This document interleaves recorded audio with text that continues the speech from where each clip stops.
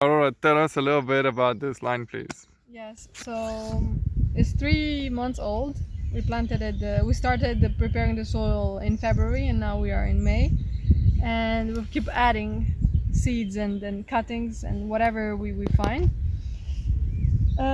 So starting from the emergence, we focused on trees that we can take the cuttings from here in the surroundings. So black poplar mostly.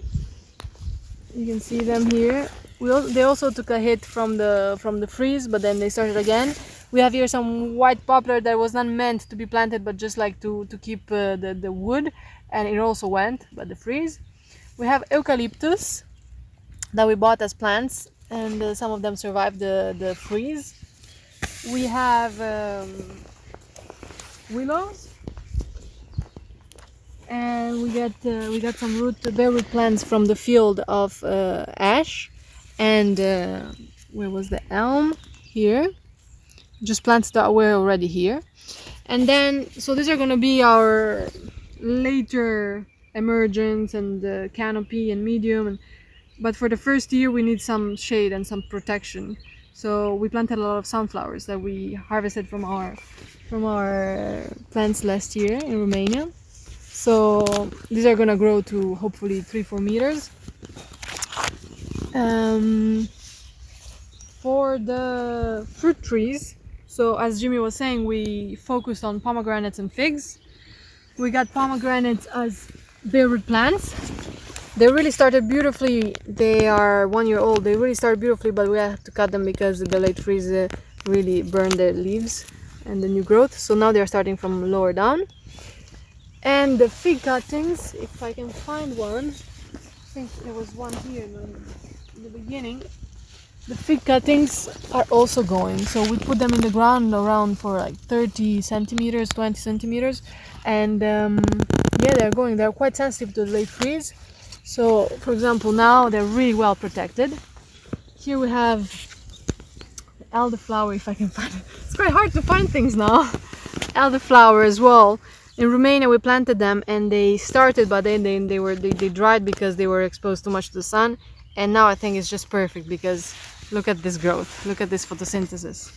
So our idea is really to grow in successions, which is also the practice of agroforestry and syntropy, so that you can give the maximum photosynthesis of that plot of land. Because if we would grow, for example, traditionally, we just put 4-meter distance between each tree and nothing in between, and like this we would have a harvest of so many things, of vegetables, of wood, of organic matter. So yes, for the first year and for the first months, we planted a lot of seeds of vegetables that have like short lifespan, like arugula, that now it's flowering, and I'm gonna cut to make space for what it's under. Here I planted some onions from seed, garlics. Oh yeah. Yeah, these are. Sorry, I just saw the radish in the way. Yeah, there were Yeah. also radishes that we already ate. Here is some okra from seed that now is gonna have some light. So these are also onions from bulbs, and The spinach. amazing spinach that is growing just fantastically, and we keep on harvesting this, keep on producing it, but soon it's gonna go to flower. So same thing, we're gonna come and cut, and I'm gonna now plant eggplants already in pots, eggplants and paprika. We have salads for the first months to eat, and flowers, nasturtiums. We also planted aromatics. So we got some plants also from the forest, like rosemary, or on the hills. You know, there's a lot of plants germinating. Coronia, also we took from the forest, bare root, and we didn't know if it worked because it's evergreen. Here we have some lavender. Here we have some verveine. I don't know in English. Oh, I don't know. The lemon tasting Yeah. tea herb. Yeah, you can see how tender this Oh. spinach is. And here we have a beautiful. This is Nitens Guni. This is a eucalyptus guni, and it really withstands the frost amazingly. It's putting new growth on. This is Borago. It's a beautiful flower that it makes a lot of biomass. It becomes really, really big. And here already I took out the arugula. Yeah. Ah, yes, I wanted to show that we're planting a lot of seeds as well. Oh, the oak, I didn't even see. And here it's an oak, a seedling. And this is a wisteria, like a beautiful vine that makes amazing flowers and is really, really strong. Like this is how old? Like a couple weeks old. Yeah. We just put it It in grows as a very seed. fast. Yeah. And in the meantime, I'm really like seeding, putting many more seeds. Here we have beetroot. Here we have some flowers. Here we have some parsley. So when I'm just gonna come here and cut the spinach, they're gonna get light. And they're gonna explode. Here we have some red cabbage. So there's an abundance of things growing, and if something doesn't work, it's not a problem. It's actually good because we give a chance to the other things. Here I came already, I cut all the arugula and I left the salads. Oh, that's the seedling. And here is okra. Here more okra. I'm gonna keep some of the plants for seed for next year. And here you can see the beautiful pomegranate that is starting from low.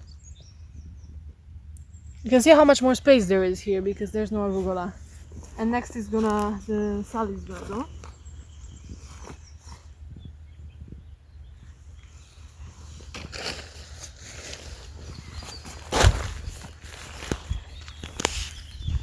In this line, what's new, what there's something that there's not there, it's Jerusalem artichokes. The growth, we were gone for 3-4 days and they were just like half of this and they exploded. So for biomass and for shade, it seems really incredible. Here I planted, I'm always putting seeds in.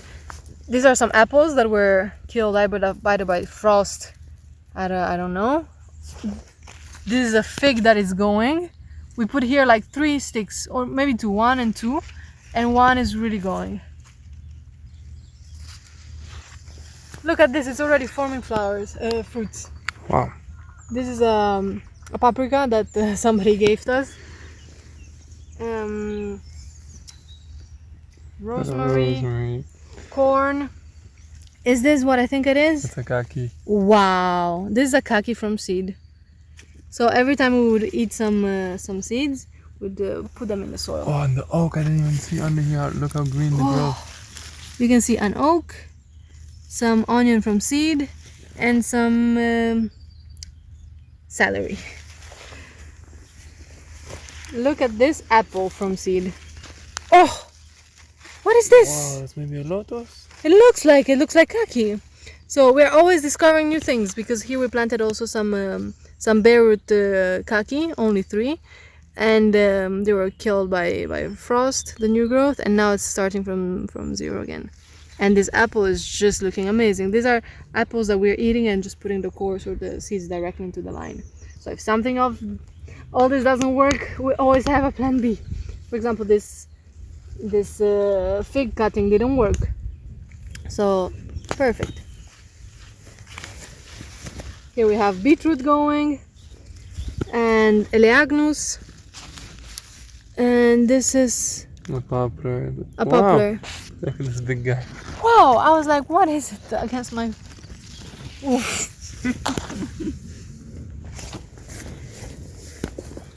Some nice corn and sunflowers on this side. We can see a bit like the weeds coming from the, like, Exactly. we prepared it until here, and then this was the path, and Yes, and on the path, it's really important to, if you put cardboard, to put it like under even the path, because they're gonna find their way. You can see the cardboard like broke down here, like it's on the side. You see the cardboard, but they always find their way.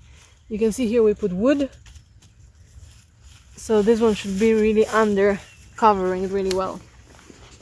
So yes, here we have some radishes growing. We already ate the first batch. The figs, these are cuttings, so we just went and took some cuttings from a tree and we put them in, and because the soil was so soft, because we worked that way, we we uncompacted it, it went like really deep like this. So the theory, in theory, it really stays moist all summer. Really, it's an amazing thing to grow things from seed, because I put so much effort in growing them in pots. For example, these are beetroot, and it's so hard. Like if you don't water them, they die. And like this, I just put some seeds in the ground, and they do their things. They know how to do it at their best. So it's so much less work. We also planted some fava beans, but it was a bit late. We started in March, and so they didn't become really big, but they're flowering. So we're just using them as organic matter. And this is almond from seed. So we've discovered that almonds are extremely vigorous, and it was killed by frost, and now it's making, like, it's starting with 4 or 5 branches. And this is something that I don't know, but it's a seed that we planted for sure. It's so beautiful to discover things. Wow, look. Here's a kaki, and like all the ants are on it. Yeah. It's interesting, they're doing their thing. And you can see here, like, it's an apple forest from probably a core. Yeah. Yeah. So that is it. It's we're really here to not to give you a recipe for how to do things. It's just we want to share our own experiments and experience, and share with you the wonder, how we are really in awe when we're here, and we discover all these seedlings growing. It's just magical. So really anybody can do this, and it doesn't have to be complicated. Really, if it's enjoyable, if you feel passion for it, like, really go for it, and just try it. Just try a small patch, and have fun. The thing that I want to share is that probably when you're watching this video, you're thinking, wow, these people are crazy for growing so densely everything, and nothing's gonna grow so good when there's so much of it. And we're just experimenting. This is an experiment to see what really grows well, what techniques work, growing from seed, growing from cutting, and what it's adapted to this climate and soil. And yes, it's just like a learning school. We're gonna then keep what we love the most, and use the rest as shade, as wood chips, as organic matter, as a chop and drop. So this is not the final orchard. We're not gonna keep everything. It's a succession, so you have to remember that things are gonna succeed each other. They're not gonna stay forever. So yes, that was it. Thank you for watching, and see you next time.